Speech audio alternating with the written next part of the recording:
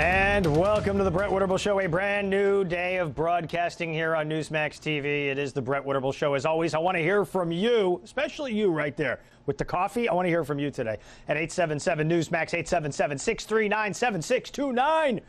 Well, everybody's talking about Hurricane Maria slamming into the island of Puerto Rico, and just absolutely a devastating shot coming to this country that had just dealt with Hurricane Irma. 160, 170 mile an hour winds coming in there. And look, it looks like, as per usual, the concrete structures hold up. They get some damage. Windows get blown out. Things like that happen. But you got to really worry about the countryside where, they still haven't had electricity restored from Hurricane Irma, 2 weeks ago. So Puerto Rico is really suffering. This is a possession of the United States, a territory of the United States that is already on pretty hard times in terms of their financial picture.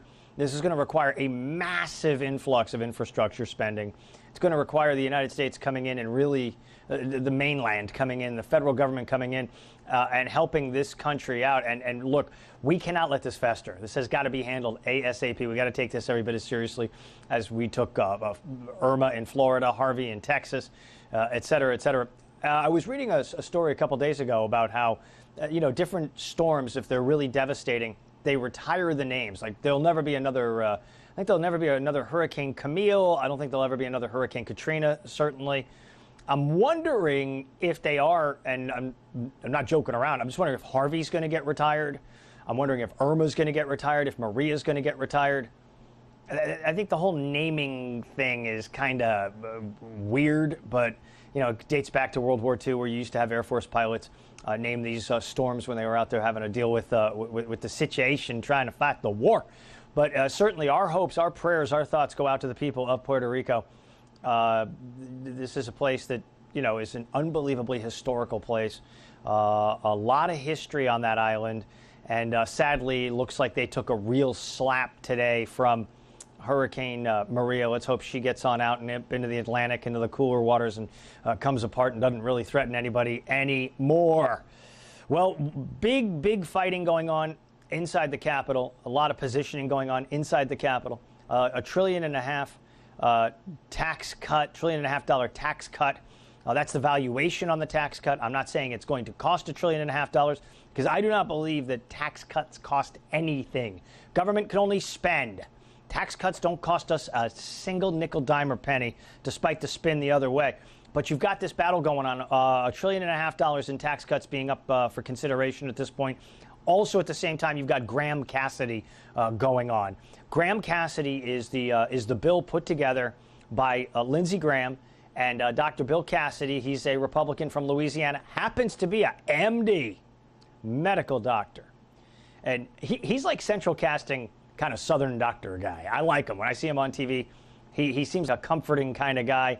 Sort of like if he wasn't an MD, he might have been like an airline pilot back at another time in American history. But Dr. Cassidy and Graham have come out and they've put together this plan. And the plan essentially does this. Takes all that big money sitting in Washington, D.C., sends it out to the governors. Lets the governors make decisions based on their states and the needs of their states. Well, they're getting some pushback, and surprise, surprise, surprise. One of the people leading the pushback is John Kasich from Ohio. This guy is literally never happy. You could give him the most delicious, Rudy Tooty, fresh and fruity breakfast from Denny's. You could give him an IHOP, a donut pancake covered in all kinds of buttery, caramelized goodness. He's still going to be disappointed. I shouldn't mention pancakes with John Kasich because remember, he was famously on the trail back in 2016 doing an interview chewing on pancakes with his mouth open. But what I'm saying is John Kasich is just disappointed. He wakes up disappointed. He's a perpetually disappointed guy. And I think when you look at Kasich and you look at these other governors who are now coming out, the Sandoval in Nevada is another winner chicken dinner. These two Republicans come out and they go, we don't want this kind of power. We don't want to have the decisions get made about how we spend health care dollars in our state. Are you nuts? John Kasich, you used to be in Washington. You used to be as swamp as they come.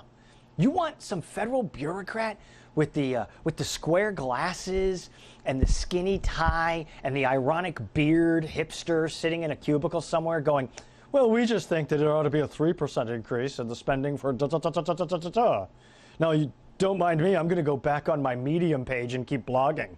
You want to make that decision. You're a governor. You know your people's needs better than those people in Washington. Are you seriously? Sandoval in Nevada? Come on. You know what you don't want is the hard decisions. That's what you don't want. You want all the heat going to the amorphous federal government in D.C. You don't want any of the heat coming your way. You don't want any of the heat coming down Main Street, USA, where you live, where you're the object of protests and derision and people carrying on. So instead, you sign on to this letter. I think it's like the governor of Vermont, the governor of Nevada, the governor of Ohio, probably Cuomo signed the darn thing. These people all signed off on this letter. There's 10 of them. And they're saying, we want Obamacare controlled in Washington. We don't want this power at the state level. Why? Why would you refuse? Like, let's say they're going to block grant to you. I'm going to use a made-up number here. Say you got $10 billion coming to your state. Do you know what the priorities are in your state if you're a governor? I would hope you do. I'll bet you Greg Abbott does. I'll bet you crazy Jerry Brown does in California. Well, his priorities are sanctuary cities, but you know what I'm saying. Governors know what the states need. Like Kasich, you know that you have a terrible opioid epidemic. You also maybe know that you've got a problem with cancer clusters in a given city. I'm just spitballing here. But the governor should want to take the lead on this. I say give more responsibility to the governors. Yeah, it's a remarkable thing. And I'd like to hear from you about this at 877-NEWSMAX, 877-NEWSMAX to be a part of the conversation. It's a remarkable thing. Yesterday, Chuck Schumer broke a land speed record to get in front of the cameras. In fact, he came out, he did the usual routine with his glasses. Now, you know when Chuck Schumer is mad? Because the glasses are here. You know when Chuck Schumer is furious? Because the glasses are like there. Now, Chuck Schumer was like there. I mean, they were down on his chin. He was so mad that they were going to give power to the states. Why? Because he wants to see trillions of dollars just plow back into the federal government where they make command and control decisions. Premiums for Obamacare going up 15 points next year on top of what you just saw happen in Pennsylvania, Ohio, in Arizona. Premiums are skyrocketing. You still got companies bailing out on the program. But Chuck Schumer, he's furious. He's got his glasses all the way down here mid-tie, and he's out of his mind. He's yelling and screaming, look at the 5 governors, look at the 10 governors that don't want this. Okay, so can we conclude that since 10 wrote the letter, 40 want it? Majority rules? Hello? Let's take a try at this. Let's take a shot at this. They are afraid, and Lindsey Graham was 100% right when he said this yesterday in a press conference. He said, they will do nothing to muss a hair on the head of Obamacare. They don't want to change it. They want to enlarge it. Because they know if it fails the way it's going, they're going to get Sanders care. Single payer. Sanders, Warren, Kamala Harris care. Oh, everything will be taken care of by the federal government. You'll be just fine. No one will get health care, but everyone will be covered because that's how the system's going to work. Lindsey Graham, I'll tell you what, there's a lot I disagree with him on. I'm glad he's taken a shot at this thing. I think this is an important shot to take. It's an important effort to take. Now, Mitch McConnell, I don't know how bought in on this he is. Supposedly, Paul Ryan is very in on this, saying, listen, you pass this thing out of the Senate, I will get you a passage on the floor of the House of Representatives. And now everyone's freaking out, saying, oh, there's only going to be one hearing next week. We don't know what the CBO score is. Well, we can guess. The CBO score is going to be something like this. 945 million people in America will die if you pass this. Because that's all the CBO does. Scare tactics. 240 million people will burst into flames the moment we pass this reform. All you're doing is transferring the dollars back to the states where they belong. It's absurd. But the big headline over there, Jimmy Kimmel opposes the bill. Okay, good for Jimmy Kimmel. I know he was on TV crying about his son. I wish his son nothing but the best. I hope he and his family are able to do all the things they need to do to make sure he gets the right kind of treatments to help him overcome that ailment that he had earlier in the year. No child should have to suffer. No parent would ever want to see any child suffer. And I'm a parent. But the fact of the matter is, Jimmy Kimmel, don't play Mr. Everyman. You are a person worth in excess of 50, 60. City yesterday said have $40,000 premiums on insurance plans courtesy of Obamacare. That's brutal. Or is Jimmy Kimmel endorsing the current status quo, because what he really wants to get to is single payer. He is a product of Hollywood. I wouldn't be surprised if that's the case. Let me review this for you, okay? John McCain, very against this idea of changing Obamacare in any way that's not bipartisan. The problem is Governor Ducey in Arizona wants the reform to happen. Here's John McCain a couple of days ago talking about Lindsey Graham's bill. Roll sock, please. Do we want to do the same thing we did with Obamacare, and that is jam it through on party lines where it will then not have any bipartisanship and perhaps meet the same fate that Obamacare did? Finally, why not do what we normally do? Have a bill before a committee, Lamar Alexander and Senator Patty Murray. Have amendments, have debate, come to the floor with a bill that we can all debate and amend. We're going to pass the defense bill probably tonight, and we will do it in an overwhelming budget basis. Why? Because we went through the regular process. So instead of trying to jam something through like a, quote, skinny repeal, let's do it in the normal process. They're not jamming it through. They're not jamming it through. They're holding a hearing. There are going to be amendments. I've already seen a number of senators come out who are more conservative than you, John McCain, and say that they're going to put through amendments on this thing. Rand Paul, we got that Rand Paul shot. I want to run Rand Paul real fast here, talking to Martha McCallum about why he doesn't like this bill very much. Go. This keeps the Obamacare spending, keeps well over 90% of the spending and the taxes. And then what it does is it reshuffles the money and it takes it from Democrat states and gives it to Republican states. I think it's going to end up looking, once people look at this bill, like a petty partisan bill that doesn't really fix the problem, because really what we're doing is, or what they want to do, is reshuffle the money, redistribute it from Republican to Democrat states, but basically keep all of the Obamacare money and taxes in place. That's not repeal in my book. Okay, all right, fine. So Rand Paul, what you got to do is you need to offer amendments, because we know the Obamacare thing as it currently stands is a disaster.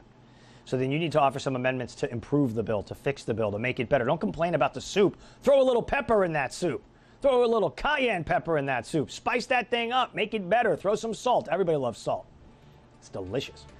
Dante Vitoria is going to come up next. He is, as you know, CEO of the Vitoria Group. He's a blogger, a podcast host, and a Wall Street venture capitalist based in New York City. He's going to join us. We're going to talk about all these big stories in front of us today. We're just getting started. Want to hear from you, too. 877 Newsmax, 877 Newsmax. It's the Brett Winterble Show right here on Newsmax TV.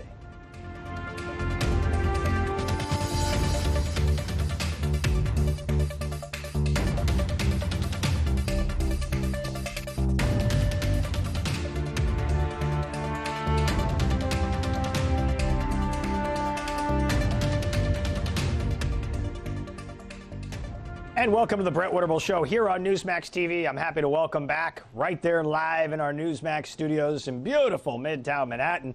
We've got Dante Vitoria, the CEO of the Vitoria Group. He is a venture capitalist. He's a podcaster. He's a blogger.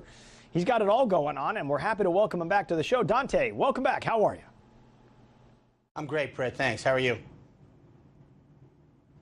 I'm doing well. Let me ask you this. We know that there is yet another fight, another vote potentially coming down the pipeline here today, tomorrow, who knows, involving this Obamacare repeal attempt. It's Graham Cassidy.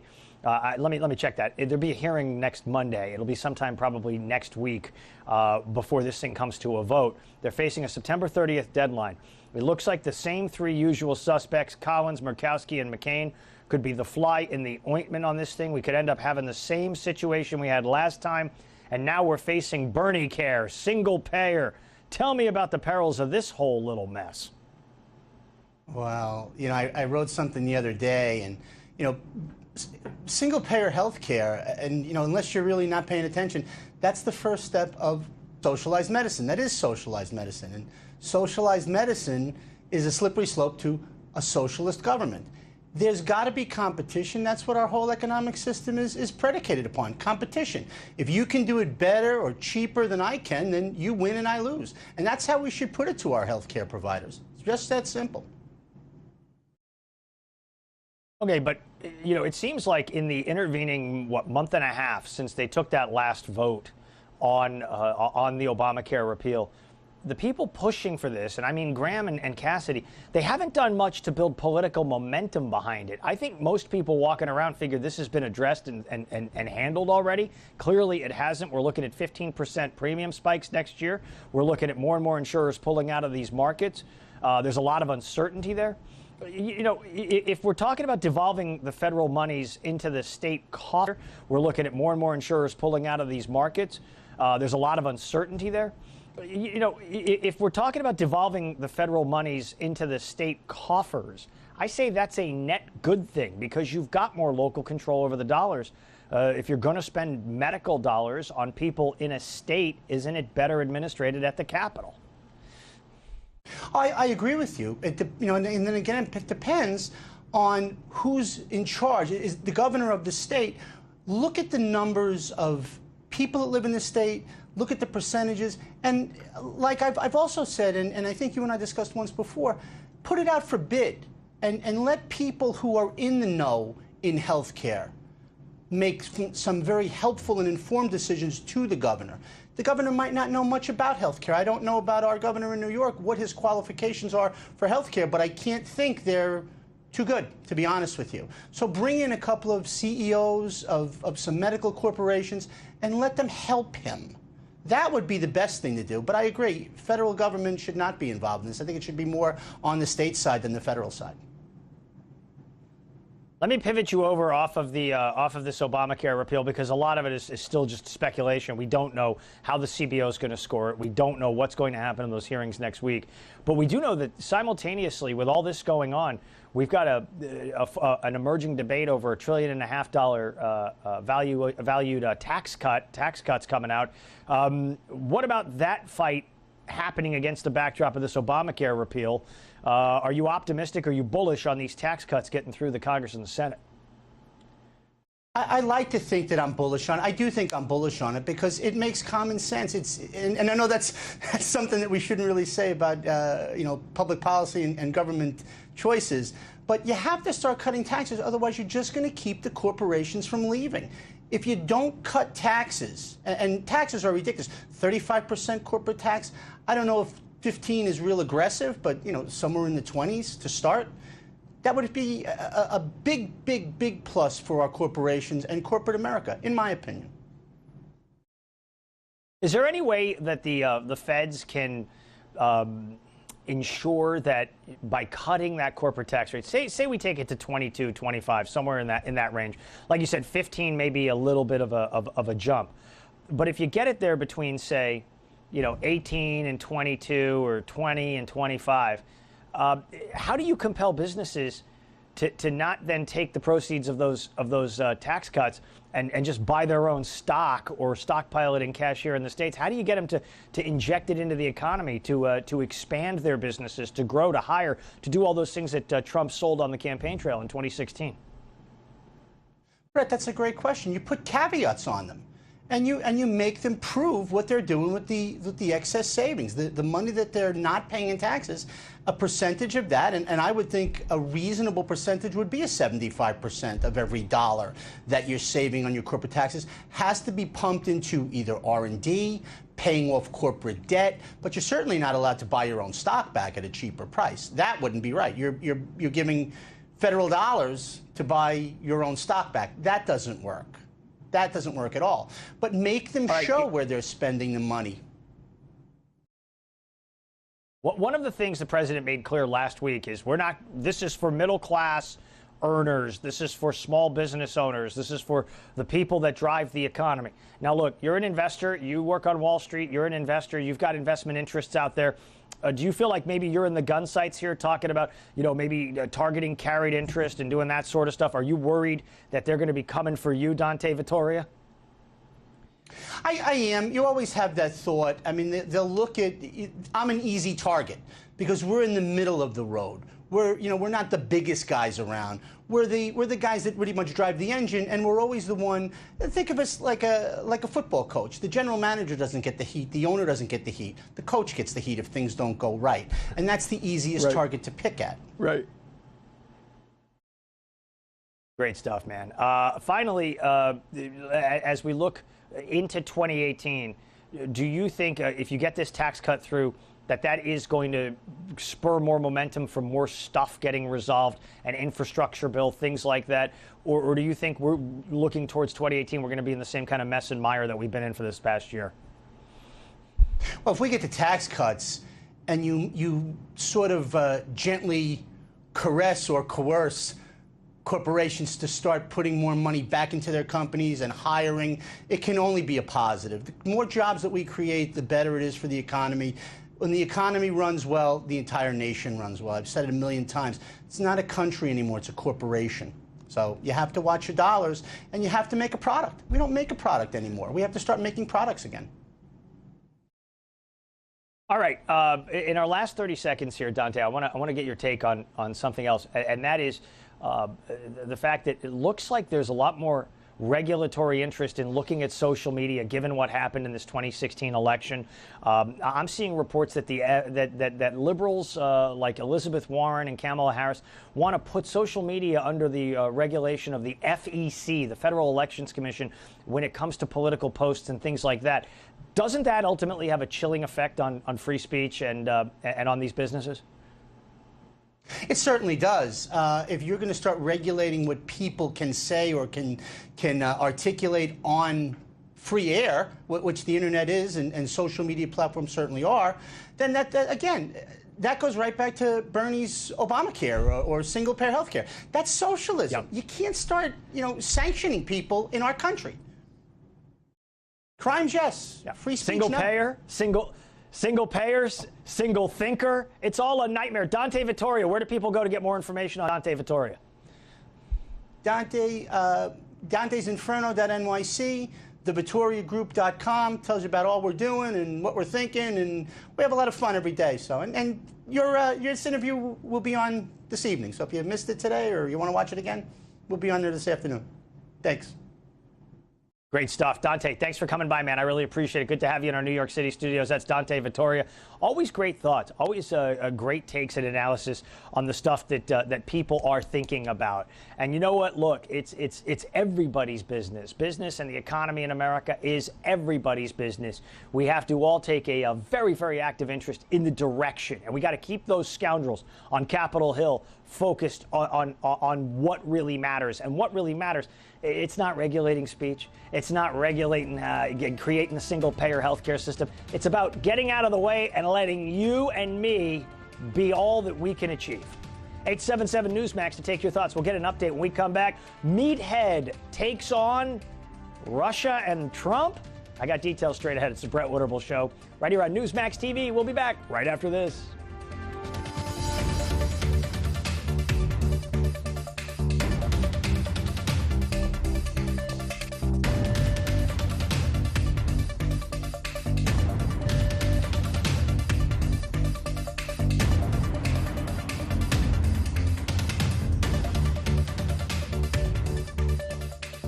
And welcome back. It is the Brett Winterble Show here on Newsmax TV. And a big hello to everybody watching on UVerse 1220, Verizon Fios 615, DirecTV 349, and of course, NewsmaxTV.com. You put the app on your phone, you take Newsmax with you everywhere you want to go.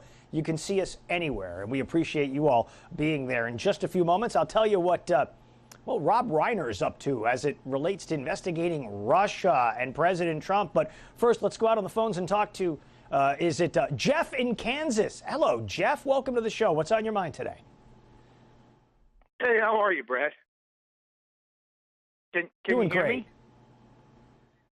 Good. I hear you. Go ahead, sir. You know, you guys were talking about lowering taxes. First of all, I disagree with your host there about dictating to corporations what they can do with their tax savings. But here's a thought. First of all, how do we know how low taxes can be? Because our government is so inefficient and wasteful. For example, we waste $125 million every year on Medicare. How about before we start talking about lowering taxes, how about we get that government efficient and use the extra money to pay off our debt, and then we can look at lowering taxes?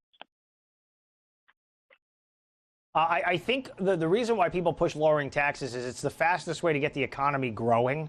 You know, you have more money out there to invest. You have more money out there in people's pockets.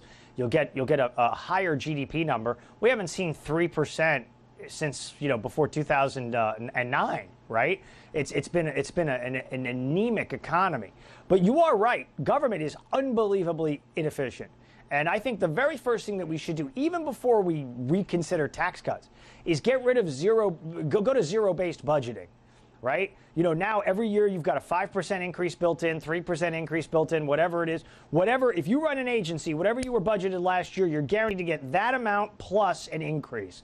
We got to go to zero-based. We got to zero out every agency and make them re-budget every year so we know what they need from year to year.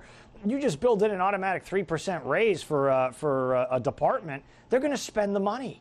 That's the problem. That's where you get the waste. That's where you get fraud and abuse and things like that. In terms of how low the taxes can go, you know, the government has a certain amount of money they're responsible for spending. And the majority of it's not the Defense Department. It happens to be entitlements. 60% of the budget goes to entitlements. 60% goes to entitlements. So it's crazy. I mean, you have a nut that has to be covered every single year, and so that's going to be the drag on the taxes, man. It's a tough thing all the way around. I do agree with you about dictating terms to corporations about what they can do with their savings. It's their money. They're going to spend it how they want. If they spend it, they'll juice the economy. Thanks for the call, Jeff in Kansas. Great to hear from you. Let's talk to Rosalind, who's in Atlanta, beautiful Atlanta. Hello, Rosalind. What's on your mind? Hello, Brett. Thank you for taking my call. I just want to say that thank you. We ought to send troops to California and arrest the governor and the legislators for treason, for violating our Constitution, and theft of taxpayer funds that they're providing welfare, food stamps, health care, education, etc., to the felonious illegals that they're housing, and they want to be a sanctuary state. We ought to arrest all of them in charge.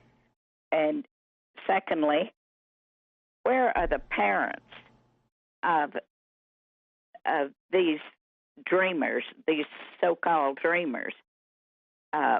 If they're still in the country, we need to deport all of them and stop all the freebies to all the illegals. Those dollars the American taxpayers are paying, and they don't pay to support everybody outside of our country that are here illegally. Okay, Rosalind, I'm going to answer.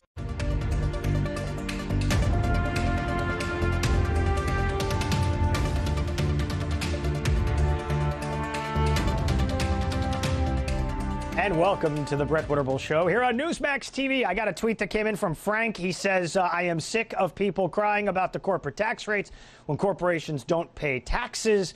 Look at General Electric for one. You are right. There are companies who don't pay taxes. They pay very, very little in taxes. And you have companies that are hiding money overseas. They buy a company in Ireland, then they move the whole operation into Ireland so as to avoid American corporate taxes. If you cut the corporate taxes, you will encourage people to stay in the United States, to come back to the United States, to bring that money and stash it here in les États-Unis, as the French would say, right? The USA. So, I get that you're sick of the corporate tax cuts, but the reality is you got almost $3 trillion parked overseas. That is a lot of scratch. And we would like to see it in the United States, if at all possible, instead of sitting in Irish and Swiss banks. Just saying. That's it. Rob Reiner's going to investigate Russia. He's teaming up with a whole bunch of people. Charlie Sykes, the guy from Milwaukee who hated Donald Trump during the primaries. He's teaming up with Max Boot from CFR. He's teaming up with Norman Ornstein from the American Enterprise Institute, and they're going to investigate this Russia thing because they want to know what social media did with Donald Trump to do in Hillary Clinton. Come on. Hillary Clinton was a flawed candidate, never had a shot. Now, if Meathead wants to try to take a shot at investigating the Russia thing, go ahead. That used to be what the press was for, but the press no longer investigates. The press excoriates. Right? Put on CNN, put on MSNBC. You know what I'm talking about. That's why you come and hang out at Newsmax TV, because we give you the straight stuff. We give you the real stuff. We're independent, and we take your calls as well. In fact, let's take a call. John in Tennessee, the volunteer state. Hello, John. What's on your mind today? Hey, Brent, how you doing, buddy? I am so glad to see Newsmax back Doing on well. there again. I was really disappointed when it disappeared for that little brief period of time here in Tennessee. But quick question, or a quick comment, rather. Two things. One, I'd like to know your opinion on the Nancy Pelosi meltdown that she did in front of the camera. Economically, tax cuts always generate revenue through opening up, more money being able to be spent, and which therefore, greases the wheels where you can give somebody a job as well. I really don't understand it. It's pretty straightforward math as far as that goes. So it sounds like a whole lot of squabbling, a whole lot of barking and hollering over something that can be pretty much straightforward if people are just willing to work together. And I appreciate your time, Brett. Thanks a lot, brother. You are right. John in Tennessee, and I'm so happy to be back there on TV in Tennessee, the volunteer state. Got a lot of family in the eastern part of the state. I love the state of Tennessee. Now, as for Nancy Pelosi's meltdown, that's right. Sure, her event was stormed by those dreamers, or people masquerading as dreamers who tried to make a lot of trouble, yelling and screaming and carrying on, demanding American citizenship when they admitted, when they went in there, that they were in the country illegally. And they're demanding all sorts of things. It's a sense of entitlement that's been created in this country by, well, let's be honest, in large measure, her political party. That's a big problem. They've dangled the goodies out in front of them for a long time, and now people want what they've been promised. So I don't fault those young people for doing that, but I don't agree with the methods or the tactics. Because if you're in the country illegally and you're hoping the government does something for you, it's better to be gracious and have gratitude. You want to have gratitude in that case. You know what I'm saying? As for tax cuts, I agree with you 1,000%. They generate revenues, generates economic growth. It's why you had what you had in the 1980s and into the 1990s until Bill Clinton decided to spike those rates, tax people's Social Security. They produce income for people. You get revenues to the government, and we get massive, massive growth. Jerry Brown was on CNN yesterday. He was asked about sanctuary cities, and I want you to hear what Jerry Brown had to say about California not really being a sanctuary state. It's a little bit of a long clip, but you got to see it. Go, roll side. There's no word sanctuary.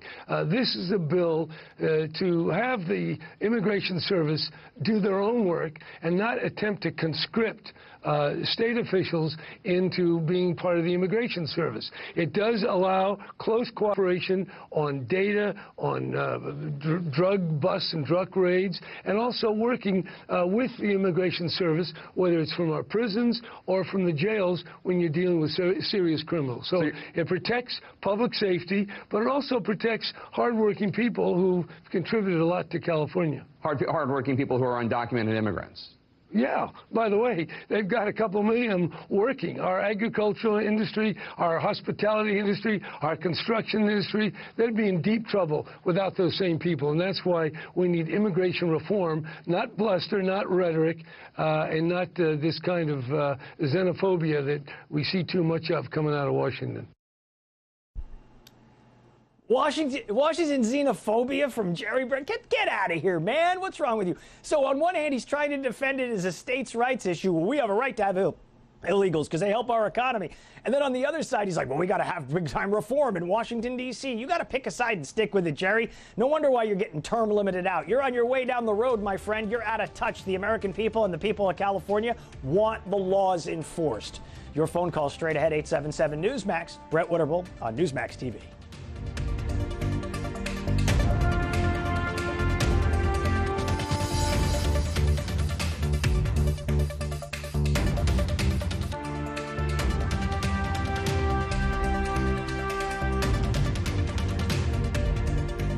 You got any calls? It is the Brett Winterble Show here on Newsmax TV. 877 Newsmax, the number to be in touch, the number to reach out and speak to us. I was giving you a little Jerry Brown, governor of California, in that last segment. Let me give him one more. Let me give you guys one more Jerry Brown talking about how, no, California is a sanctuary state, but we comply with immigration laws. No, we really do. We do. Roll the Jerry Brown sod on this one. This is a laugher. Go. and we comply with immigration laws. We're not soldiers of Donald Trump or the Federal Immigration Service. We have our own laws to arrest criminals, to give them a jury trial, and then to provide appropriate punishment. That's our job. Now, the immigration people can come over to our jails. They can interview people. They can pick up people that they think are appropriate. But don't tell California to do your work. In fact, there are many cases of people who the Immigration Service said they wanted, and they don't even show up to come to get them. What? That's made up. That doesn't even make sense. Why would Jeff Sessions be out of his mind on you people here in you people like they're over there? I'm in California. Why would Jeff Sessions be out of his mind about California going sanctuary state? The feds call and say they're going to pick someone up. They don't even show up. No, what probably happens is the sheriffs in these towns move him around so you can't find the guy. Oh, no, he's not here. We sent him to Tustin. Oh, he's in Fresno. Oh, it turns out we sent him up to San Francisco. Come on, Jerry Brown is lying to you.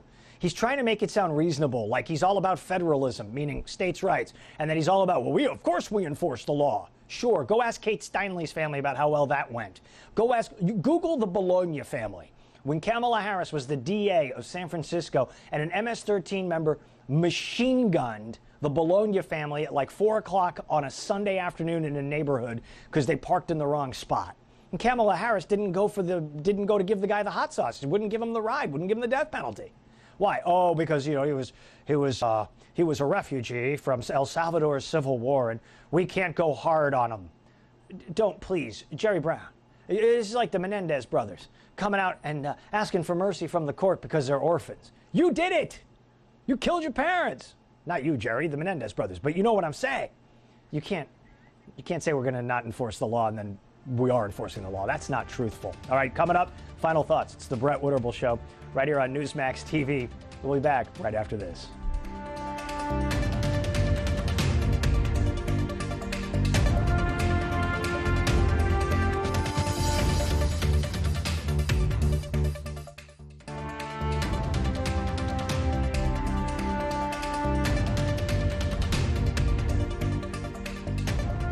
And welcome back. It is the Brett Winterble Show on Newsmax TV, our final segment. I told you guys on Monday this was going to happen. I knew it, and I knew it.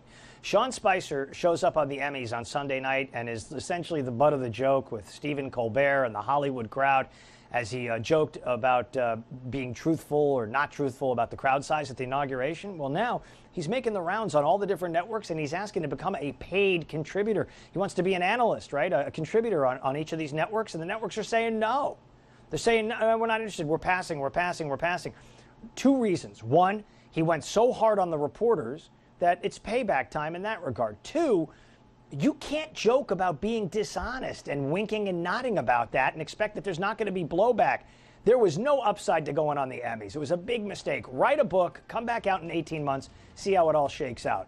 America Talks Live is going to be coming up. You're going to want to get all the great stuff on Schnitt and Pags and all the great stuff here on Newsmax TV. We'll be back with you tomorrow, starting at 12 noon Eastern Time. It's the Brett Winterble Show right here on Newsmax TV. Until then, have a great day. We'll see you tomorrow.